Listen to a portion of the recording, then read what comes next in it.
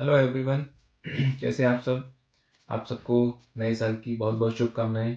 जैसा कि 2025 आज लग गया है और इस नए साल में आते हुए हमें कुछ सावधानियां बरतनी चाहिए, जो खासकर होती है पैसों से रिलेटेड। देखिए, पैसा तो हर कोई कमा रहा है, लेकिन हर कोई उसे संभाल नहीं पाता है। पैसा ऐसी चीज़ है जो हर किसी का जीवन बदल देती है, चाहे वो थोड़ा हो या बहुत ज़्यादा। कुछ ऐसी बातें जो मैं आपको आज बताने वाला हूँ, जो पैसे से रिलेटेड है, जो लोग अक्सर पता तो होती है लेकिन याद नहीं रखते। Reminder is the best thing to keep in line with your goal. So पहला है difference between assets and liabilities.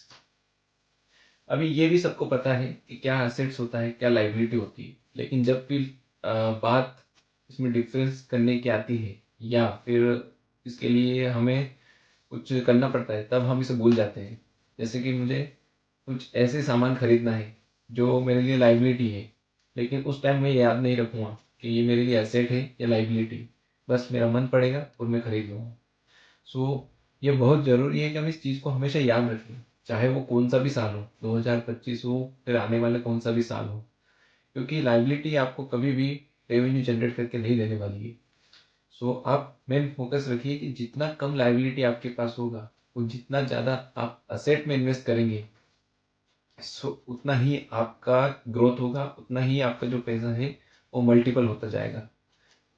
ये पहला और इम्पोर्टेंट पॉइंट आपको मैं बताया है, तो इस पर ध्यान रखिए। आपको पता है कि क्या असेट्स होता है। असेट्स होता है जैसे गोल्ड है, शेयर मार्केट हो गया है, या आपने कोई लैंड परचेस करी है, एफडी हो गई है, या और लाइबिलिटी तो आपको पता है, जैसे कार हो गई, मोटरसाइकिल है, मोबाइल फ़ोन हो गया है, या आपने कुछ भी एसेसरीज खरीदा है, कपड़ों में किया है इन्वेस्टमेंट, कुछ भी हो गया, ये सब लाइबिलिटी है। ये कभी भी इनका ग्रोथ नहीं होने वाला है, इनका प्राइस कभी बढ़ने वाला नहीं है। लेकिन आपने जो इन्वेस्टमेंट किया है बाकी सब में, वो आपको लाइफ टाइम अर्निंग करके देंगे एज ए एक पैसिव इनकम। हमेशा इसको दिमाग में रखिए कि invest in only assets and minimum liabilities. दूसरा पॉइंट है, आपको हमेशा पता होना चाहिए कि आपका पैसा कहाँ जा रहा है। अगर आपको पता ही नहीं है कि आपका पैसा कहाँ जा रहा है, चाहे फिर वो इन्वेस्टमेंट में हो या फिर लाइबिलिटी हो, अगर आपको नहीं पता है, आप बहुत बड़े प्रॉब्लम में फंसने वाले हैं आने वाले साल में या इस साल में। क्योंकि पैसे होना बड़ी बात नहीं है, पैसे कहाँ जा रहा है, कैसे इन्वेस्ट कर रहे हैं उसको, वो बड़ी बात है। जैसे अभी अमेरिका में डोनाल्ड ट्रंप की जो सरकार बनी है, उन्होंने जो एलन मस्क है उसको एक डिपार्टमेंट दिया है केवल इसके बारे में कि जो अमेरिका का जो पैसा इन्वेस्ट हो रहा है या जो लग रहा है वो कहाँ जा रहा है, वो कहाँ पे उसका खर्च कर रहे हैं। क्योंकि अभी तक क्या हो रहा था कि अमेरिका में हर साल $2 लाख वो केवल फालतू के कामों में खर्च हो रहे थे। मीन्स अभी तक 10 साल में उन्होंने $20 लाख का वेस्टेज किया है। और ये मनी ह्यूज मनी होता है। अगर इसका 10 साल पहले इस पैसे को अगर इन्वेस्ट किया जाता या कहीं प्रॉपर जगह लगाया जाता, तो आज वो पता नहीं कितना हो चुका होता। क्योंकि 10 साल में मार्केट ने बहुत ग्रोथ किया है, ग्लोबली सारे मार्केट ने बहुत ग्रोथ किया है। पैसे तो आपका जितना भी पैसा है, चाहे वो आपका 10,000 हो, 10 लाख हो या 1 करोड़ हो, जितना भी हो, आपको ध्यान रखना है कि पैसा कहाँ इन्वेस्ट हो रहा है और कहाँ जा रहा है। आप अपनी एक डेली जो भी आप खर्च कर रहे हैं उसकी एक लिस्ट बनाइए। बहुत सिंपल है, आप कोई भी आज एप्लीकेशन आपको मिल जाएगी, उसको निकालिए, डाउनलोड कीजिए, उसमें डेली जो भी आप खर्च कर रहे हैं डालिए। इन्वेस्टमेंट हो तो वो डालिए, जितना भी आप खर्च कर रहे हो, चाहे आप 10 रुपए का भी सामान ले रहे हो उसको उसमें डालिए, ताकि आपको महीने के एंड में पता चले कि आपका पैसा कहाँ गया है। और वो आपको बहुत ही अच्छी फाइनेंशियल डिसिप्लिन प्रोवाइड करेगा। तो इसके बिना आप आगे तो बढ़ोगे लेकिन बहुत पीछे भी रह जाओगे, क्योंकि जो लोग फाइनेंशियली डिसिप्लिन है वो आपसे कहीं आगे निकल जाएंगे। इसलिए हमेशा अपने पैसों का ध्यान रखिए। तीसरा और सबसे मोस्ट इम्पोर्टेंट है, इसके बिना आप कुछ मत कीजिएगा, वो है गेट इंश्योरेंस। चाहे टर्म प्लान हो या हेल्थ इंश्योरेंस, ये आपके लाइफ की सबसे मोस्ट इम्पोर्टेंट रिक्वायरमेंट है। आज हो सकता है आपने 5 साल काम करके जो पैसा कमाया हो, वो आपके न होने के बाद एक ही बार में खत्म हो जाएगा। या आपको कुछ ऐसी बीमारी हो गई तो वो एक ही बार में चला जाएगा। इसलिए हमेशा इंश्योर्ड रहे खुद के लिए, खुद की फैमिली के लिए, क्योंकि इंश्योरेंस आज के लिए बहुत ज़रूरी है। आज भी कभी भी कुछ भी हो सकता है। कल किसने देखा, कल तो बहुत दूर की बात, आने वाला 1 घंटा भी किसने देखा है। सो हमेशा खुद को इंश्योरेंस में रखिए, खुद का इंश्योरेंस लीजिए, कहीं से भी लीजिए जहाँ से आपका मन पड़े, लेकिन अच्छा और बढ़िया इंश्योरेंस लीजिए। एज ए इन्वेस्टमेंट नहीं, only for your protection, your family और खुद के लिए प्रोटेक्शन के लिए। इन्वेस्टमेंट के साथ साथ सबसे पहले आप इन्वेस्टमेंट की जगह इंश्योरेंस लीजिए। Investment is a second tool for your financial discipline.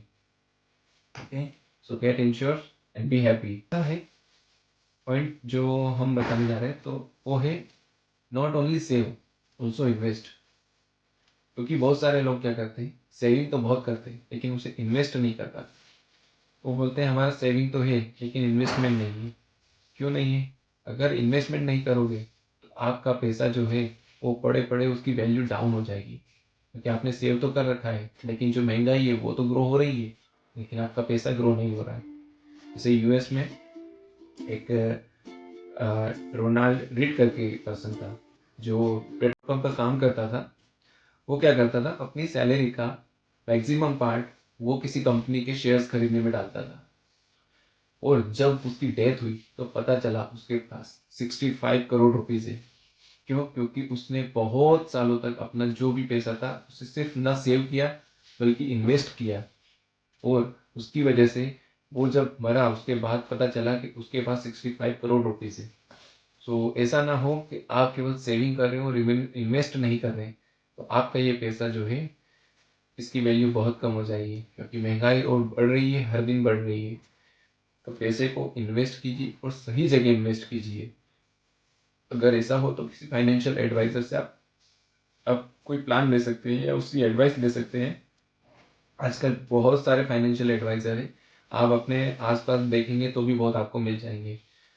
तो या फिर आप ऑनलाइन भी सर्च कर सकते हैं कि कहाँ कैसे इन्वेस्ट करें। आजकल बहुत फ्री में भी टिप्स देते हैं, अच्छी जगह देते हैं, तो आप उसको यूज़ कीजिए।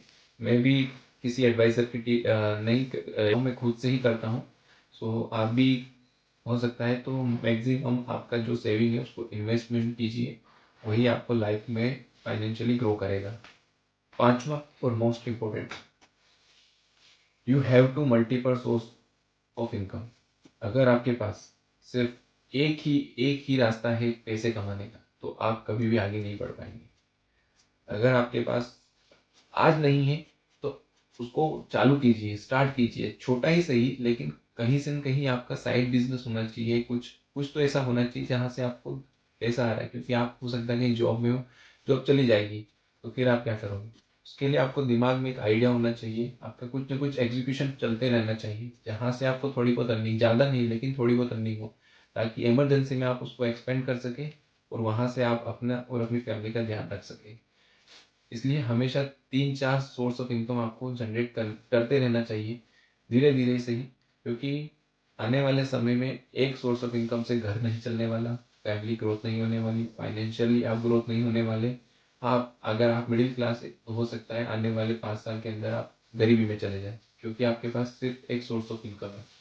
इसलिए हमेशा अपने सोर्स ऑफ इनकम को बढ़ाइए, मल्टीप्लाई कीजिए, और उस मल्टीप्लिकेशन जितना भी आप अर्निंग कर रहे हैं उसको सेविंग में डालिए। सिर्फ एक सोर्स ऑफ इनकम को ही आप एक्सपेंस कीजिए अपने डेली जो भी आपकी लाइबिलिटी है उसमें, बाकी सारा आप असेट्स और इन्वेस्टमेंट में ही ध्यान दीजिए, ताकि ये पैसा भी आपको पैसा कमा के देगा। इसलिए हमेशा ध्यान रखें मल्टीपल सोर्स जो आपका इनकम है वो जनरेट करें और फाइनेंशियली ग्रो करें। छठा और मोस्ट इम्पोर्टेंट है, और ये फेवरेट भी है मेरा, कि सिर्फ अमीर बने नहीं, अमीर बने रहें। अगर आप हो सकता है आपने मेहनत करके 5-10 करोड़ रुपए कमा भी लिए हो, लेकिन ये आपको बने रहना होगा। ऐसा ना हो कि 5-10 करोड़ आपने 5-10 साल तक चलाए और फिर आप वापस जहाँ थे वहीं हो गए।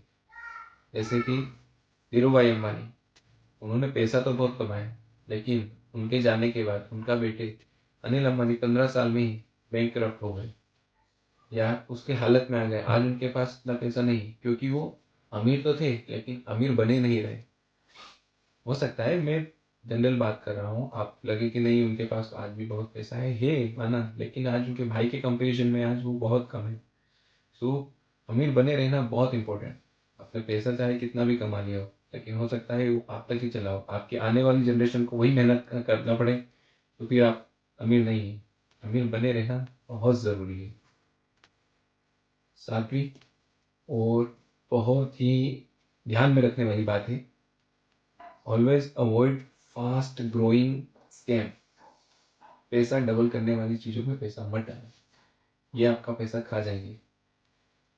जो टॉप कंपनीज है, टॉप इन्वेस्टर्स है, टॉप फाइनेंशियल इंस्टीट्यूट है, वो भी सालाना 20 से 25% कमाते हैं। और अगर आपको कोई लालच दे कि आपको महीने का 5% या 10% कमा के देगा, 100% फेक है।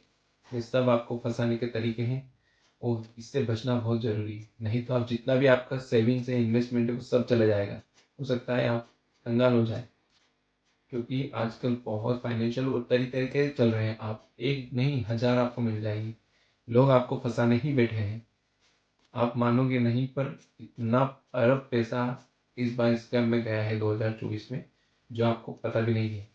सो हमेशा बचे, अपना पैसा सही जगह इन्वेस्ट करें, को वेरीफाई करें, उसको 100% एश्योर हो, उसके बाद ही अपना पैसा कहीं इन्वेस्ट करें।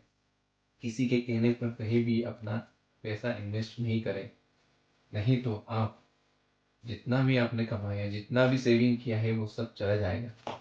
सो ये बात बहुत इंपॉर्टेंट है, और इसको हमेशा याद रखिए बिफोर इन्वेस्टमेंट। सो आज के लिए ये 7 टिप्स थी जो आपको फाइनेंशियली ग्रो करने में 2025 में काफ़ी हेल्प करेगी। हो सकता है आपको ये सारी चीज़ें पहले से पता हो, लेकिन जब टाइम आता है तब हमें चीज़ें याद नहीं रहती है।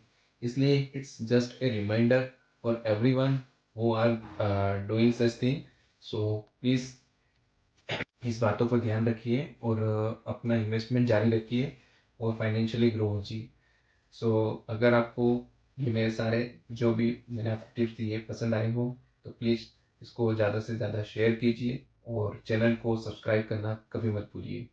Thank you. आपका सबसे अच्छा दोस्त विश्वास अन्ना आपके साथ। Thank you.